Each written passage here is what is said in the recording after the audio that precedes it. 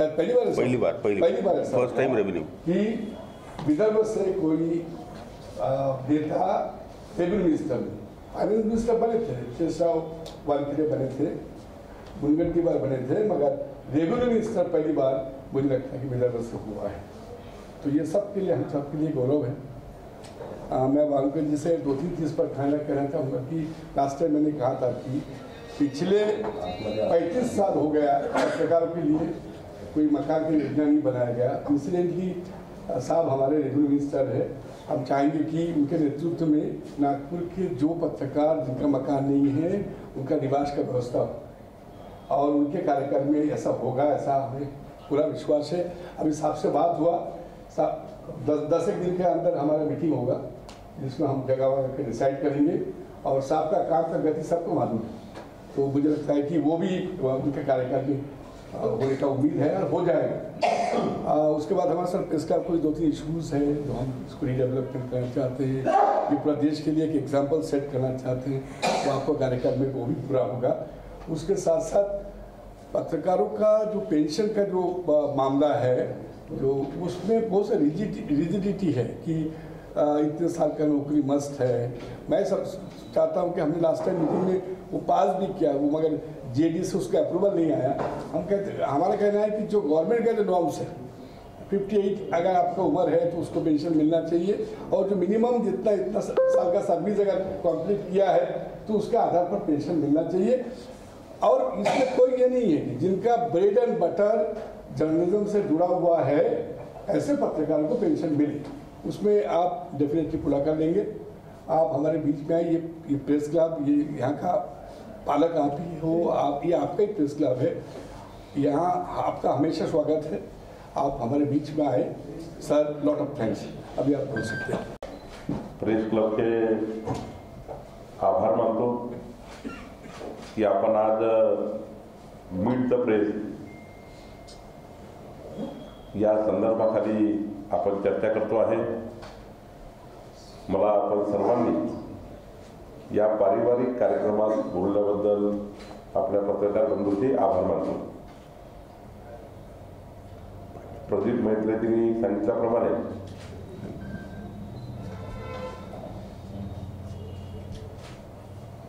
आपल्या राज्याचे नंबर 1 देवेंद्रजी आहे, नंबर 2 देवेंद्रजी आहे, आपले सर्वांचे मुख्यमंत्री देवेंद्रजीच आहे। त्यामुळे महाराष्ट्रामध्ये एक असं नेतृत्व जे अष्टपैलू कर्तृत्वाचं नेतृत्व देवेंद्रजी असल्यामुळं आपल्या कुणाच्याही मनात असा विचार येत नाही की आपल्या नेतृत्वालाच आम्ही मजबूत करण्याचा प्रयत्न करतो, देवेंद्रजीलाच मजबूत करण्याचा आम्ही सर्व प्रयत्न करतो।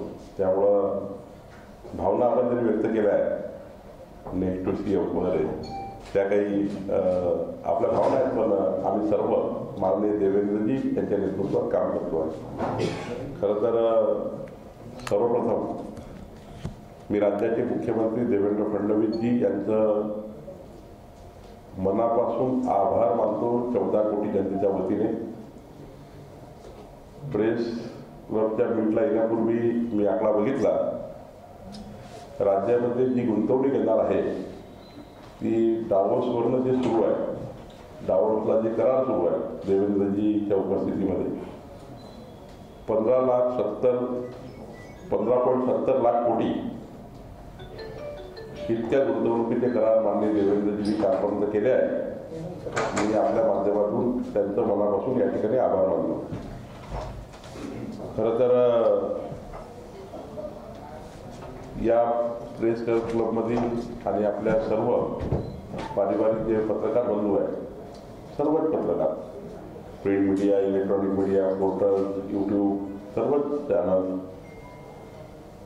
कारण आपण सर्वांनी माझ्यासारख्या छोट्या कार्यकर्त्याला आपल्या मीडियाच्या माध्यमातून आपल्या सर्वांच्या लेखणीतनं ताकद दिली नसती, ऊर्जा दिली नसती तर माझ्यासारख्या कार्यकर्त्याला समाजाचे प्रश्न सरकारसमोर मांडण्याचा एक प्रभावी जो आयुध आहे ते आपण लोकांना म्हणजे आपण सर्वांनी जी मदत केली आहे।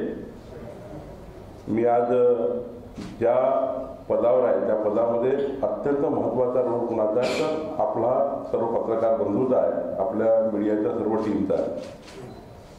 आपण संघर्षातली मदत केली आहे, सरकारमध्ये काम करताना मदत केली आहे आणि आमचं सरकार देवेंद्रजींचं सरकार असताना जे आम्ही 14 ते 19 काम करू शकलो, मध्ये आमचं सरकार नाही आलं, उद्धव ठाकरेंचं सरकार आलं, पण त्या काळातही संघर्षामध्ये आपण सर्व आमच्या पाठीशी राहिले. खरं तर लोकसभा निवडणुकीत आपण बघितलं जे काही आमच्या विरुद्ध खोटं पसरवण्यात आलं होतं ते खोटं दुरुस्त करण्याकरता आणि आमची भूमिका समाजापर्यंत खरी नेण्याकरता प्रसारमाध्यमांनी आणि प्रेस क्लबच्या सर्व सदस्यांनी ज्या पद्धतीने आपण आम्हाला खरं मांडण्याकरता मदत केली, खरं पोचवण्याकरता मदत केली, खरं तर याबद्दलही मी तुमचे आभार मानायला पाहिजे. आज देवेंद्र फडणवीस सरकार हे पारदर्शी गतिशील सरकार म्हणून काम करण्याचा प्रयत्न करत आहे आणि महसूल मंत्री म्हणून माझा एक महत्त्वाचा वाटा या सरकारला पारदर्शी आणि गतिशील ठेवण्यामध्ये आहे. आमचं सरकार हे देवेंद्र फडणवीस सरकार हे समाजाच्या शेवटच्या व्यक्तीच्या कल्याणाकरता जो मॅन्युफॅक्चर आम्ही दिला आहे, जो आम्ही जाहीरनामा दिला आहे, तो जाहीरनामा पूर्ण करण्याचा जबाबदारी आमच्या सरकारची आहे आणि वेळेत जाहीरनामा पूर्ण करणे, वेळेत आम्ही दिलेले वचनं पूर्ण करणे ही सुद्धा जबाबदारी आमची आहे. ती जबाबदारी आम्ही निश्चितपणे पार पाडणार आहोत. खरं तर माननीय देवेंद्रजींचे मी आभार मानतो. देवेंद्रजींनी पुन्हा एकदा मला नागपूर या उपराजधानीचं आणि अमरावती महसूल विभागाच्या 2 प्रमुख जिल्ह्याचा पालकमंत्री म्हणून जबाबदारी माझ्यावर पुन्हा एकदा जबाबदारी दिली आणि ही जबाबदारी फार मोठी जबाबदारी आहे. एकीकडे पक्षाचा अध्यक्ष म्हणून काम करायचं आहे, दुसरीकडे महसूल मंत्री म्हणून काम करायचं आहे, 2 जिल्ह्याचा पालकमंत्री म्हणून काम करायचं आहे आणि पालकमंत्री म्हणून शोभेसारखी वस्तू नाही आहे. प्रत्येक तालुक्यात प्रत्येक गावामध्ये सत्तेचा संपूर्ण योजनाचा लाभार्थ्यापर्यंत सरकार पोहोचलं पाहिजे ही जबाबदारी पालकमंत्र्याची आहे.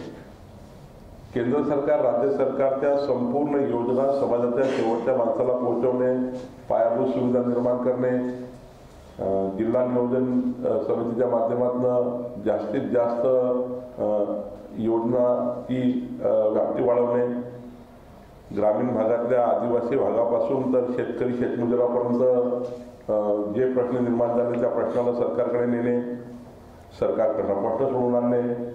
शेवटी पालकमंत्री हा प्रत्येक व्यक्तीचा पालक आहे आणि त्या जिल्ह्यात जेव्हा पालकमंत्री आपण काम करतो तेव्हा आपल्या सर्वांच्या माध्यमातून जे प्रिंट मीडिया किंवा इलेक्ट्रॉनिक मीडियाच्या माध्यमातून जे टिप्पण येतात किंवा जी बातमी येतात त्या बातमीला टेक ओव्हर करणे, म्हणजे नुसतं जनतेने अर्जच दिला पाहिजे असं नाही आहे. माझ्या कार्यालयामध्ये सिस्टीम आहे की तुमच्या लेखणीतलं जे काही आज नागपूर जिल्ह्याकरता विदर्भाकरता जे काही आज तुम्ही लिहिलं आहे त्या प्रत्येक बातमीवर काम करणे हे पालकमंत्र्यांची जबाबदारी आहे. ती मी पार पाडतो आहे. माझ्याकडे एक वेगळी सिस्टीम आहे की आपल्या इलेक्ट्रॉनिक मीडिया आणि प्रिंट मीडियातनं आलेली प्रत्येक बातमीचं कॉग्निशन हे घेतलं पाहिजे, त्याची नोटीस कलेक्टरला गेली पाहिजे, त्याच्याबद्दलची नोटीस त्या डिपार्टमेंटला गेली पाहिजे, त्या डिपार्टमेंटनी त्या आपल्या आलेल्या टिपणावर काय केलं पाहिजे ते माझी जबाबदारी त्या ठिकाणी ठरतं. आणि मग शेवटी पालकमंत्री म्हणून जनतेच्या मनात काय अपेक्षा आपल्याबद्दल, आपण तर तालुक्यापर्यंत जनता दरबार घेऊ, नागपूर शहरात जनता दरबार घेऊ, जनसंवाद करू, अमरावतीत मी तेच करणार की नागपुरात केलं, पण यातून जनतेच्या मनात जे काही प्रश्न निर्माण झाले त्यांनाही सुद्धा मोठ्या प्रमाणावर न्याय देण्याची जबाबदारी माझी आहे. मी नागपूरमध्ये 11 नंबर कॉटेज याकरता राखीव केले आहे, अमरावतीमध्येही कार्यालय काढतो आहे. दोन्ही ठिकाणी मी कार्यालय काढून तालुक्यापर्यंत दौरा आणि विभागीय दौरा करणार आहे आणि त्यामुळं एक चांगला सरकारचा जो फेस आहे पारदर्शी आणि गतिशील हा फेस आम्ही खालीपर्यंत नेण्याचाही प्रयत्न करणार आहोत.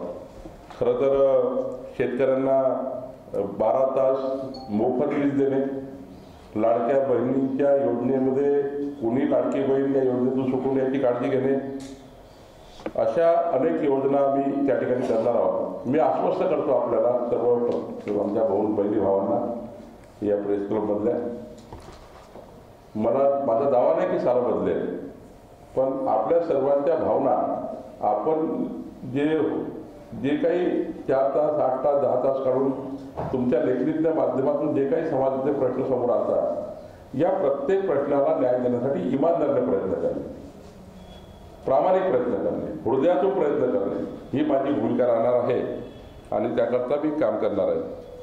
खरं तर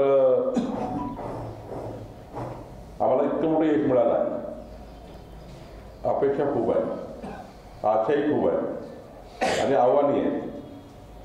त्यामुळं जनतेच्या आशा अपेक्षा पूर्ण करताना आव्हाने आहेत ते आम्ही पूर्ण करू, कारण मजबूत मुख्यमंत्री महाराष्ट्राला आहे. मोदीच्या नेतृत्वामध्ये महाराष्ट्र डबल इंजिन सरकार आहे आणि जिथे इथे आम्ही कुठल्या बाजूला कमी पडलो मोदीजी आम्हाला सांभाळून देतात. मोदीजींनी आम्हाला आत्ताच आमदारांच्या बैठकीमध्ये सांगितलं की केंद्र सरकार भक्कमपणे महाराष्ट्राच्या मागे उभं आहे, देवेंद्र फडणवीसांच्या मागे उभं आहे, सरकारच्या मागे उभं आहे. त्यामुळे आता ही सुवर्ण संधी आहे विदर्भाच्या विकासाकरता, नागपूरच्या विकासाकरता, अमरावतीच्या विकासाकरता, विदर्भ मराठवाड्याच्या विकासाकरता की देवेंद्रजी हे आपले मुख्यमंत्री आहेत, नागपूरवर येतात. त्यामुळे पुन्हा तो 2014-19चा काळ माननीय नितीनजीच्या नेतृत्वामध्ये ज्या पद्धतीने आपण समोर जातो आहे विकासाकरता, इकडे नितीनजी आहे, दुसरीकडे मी आहे, तिसरीकडे देवेंद्रजी आहे, अशा वेळी जर आपण विदर्भाला आणि महाराष्ट्राला बनवू शकलो नाही तर मात्र मग आपल्याला काळ वाईट ठरवेल. त्यामुळं एक एक मिनिट, एक एक क्षण हा आम्हाला या ठिकाणी डेव्हलपमेंटला द्यायचा आहे. सर्व समाजाचा, सर्व धर्माचा विचार करून काम करायचा आहे. लवकरच मी दीक्षाभूमी या धर्मस्थळावरचं डेव्हलपमेंट जे थांबलं आहे त्याकरता जे काही आपसात निर्माण झाले त्याची बैठक लवकरच घेतो आहे. ताजबागचे थोडं काही काम शिल्लक आहे त्याची बैठक घेणार आहे. या रामटेकचे आज मोठं लेख एका मला वाटतं नवभारत की लोकमत दिला मी आज बघितला तर रामटेकचा जे विकास थांबला आहे, मी आज रामटेकला जाणार आहे, तर रामटेकचा विकास थांबला आहे तोही सुद्धा आपण निश्चित करू. सर्व समाजाचे प्रार्थनास्थळं, धर्मस्थळं, समाजाचा विचार करून आपण काम करणार आहोत आणि कुठल्याही समाजाला असं वाटणार नाही की हे सरकार आपल्या विरोधी काम करत आहे की आपल्या विरोधात त्या ठिकाणी जात आहे. हे करत असताना मी एवढं सांगेन की प्रेस क्लबचं डेव्हलपमेंट आहे. मी माननीय मैत्रीजींना आणि माननीय सर्व आपल्या प्रेस क्लबच्या टीमला विनंती करतो की आपण एक चांगला आर्किटेक्ट तात्काळ नेमावा. पुढच्या 7 दिवसामध्ये मी विभागीय आयुक्ताकडे प्रेस क्लबच्या संपूर्ण डेव्हलपमेंटची बैठक आणि अमरावती आणि नागपूरच्या पत्रकारांना निवास, उत्कृष्ट निवास, चांगल्या पद्धतीचे निवास, त्याकरता उत्कृष्ट जागा शोधली आहे आणि त्याच्यात आम्ही पुढे जातो आणि एक चांगलं घरं जे पुढचे 30-50 वर्ष पत्रकारांना, त्यांच्या परिवारांना दुसऱ्या घराची गरज पडणार नाही असे घरं आम्ही बांधण्याचा निर्णय करतो आहे आणि महाडाच्या माध्यमातून मी लवकरच त्याची बैठक विभागीय आयुक्ताकडे घेतो. एकाच दिवशी दोन्ही बैठक घेईल, प्रेस क्लबचं डेव्हलपमेंट आणि घरांचं बांधकाम. तर निश्चितपणे जे तुम्ही इतके वर्ष आयुष्य आमच्यासाठी घालवलेलं आहे, तुम्ही आमच्या जीवनात महत्त्वाचा पार्ट आहात.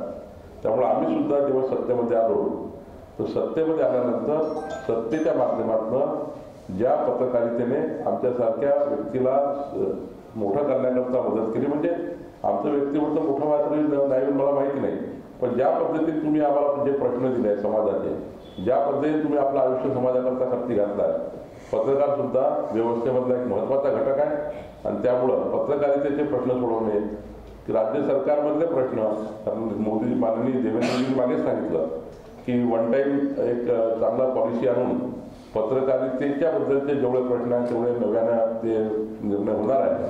पण माझ्या अधिकार क्षेत्रात जे निर्णय आहेत, घरं आणि चांगला आपला प्रेस क्लब हे दोन्ही करण्याचा मी प्रयत्न करेल. मी पुन्हा तुमच्या सर्वांचे आभार मानतो. महाराष्ट्र के राजस्व मंत्री और नागपुर और अमरावती के पालक मंत्री चंद्रशेखर बावनकुले, इनकी हाल ही में एक पत्र परिषद प्रेस क्लब में आयोजित की गई थी, मीट द प्रेस. इस कार्यक्रम में वे खास तौर पर आए थे और उन्होंने मीडिया से कई बातों को साझा भी किया और उन्होंने ये भी कहा कि मीडिया की ताकत हमें मिली, जिसके चलते आज हमारा वजूद बढ़ा है और हम लोगों के मन अपेक्षा और जो आने वाले आह्वान हैं उनको पूरा करेंगे. और तमाम पहलू पे उन्होंने रोशनी डालते हुए विकास काम पे बहुत ज़्यादा जोर दिया है. अब देखना ये होगा कि ये विकास काम कहाँ तक पूरे होते हैं और नागपुर शहर का ये जो नाम है पूरे विश्व के पटल पे कैसे आता है. नागपुर के प्रेस क्लब से वीडियो जर्नलिस्ट उदय के साथ संजय मिरे, AHN न्यूज़ नागपुर. पिकनिक की तैयारी? अब बेटा हम ठहरे डायबिटीज के पेशेंट, इस उम्र में पिकनिक वगैरह तो ना हो पाएगा, ज्यादा बैठने से पैरों में सूजन भी. तो फिर इतनी सारी दवाई क्यों? 90% ऑफ डायबिटिक पेशेंट की शुगर सिर्फ अप्रोप्रिएट डाइट थेरेपी से कंट्रोल की जा सकती है. अच्छा, अब क्या करें? पूरे इंडिया में अप्रोप्रिएट डाइट थेरेपी के 50+ सेंटर्स है. तो आज ही अपनी अपॉइंटमेंट बुक कराएं और डायबिटीज के सोल्यूशन पाएं. आज ही अपने कंफर्मेटरी टेस्ट कराएं सिर्फ एप्रोप्रिएट डाइट थेरेपी से.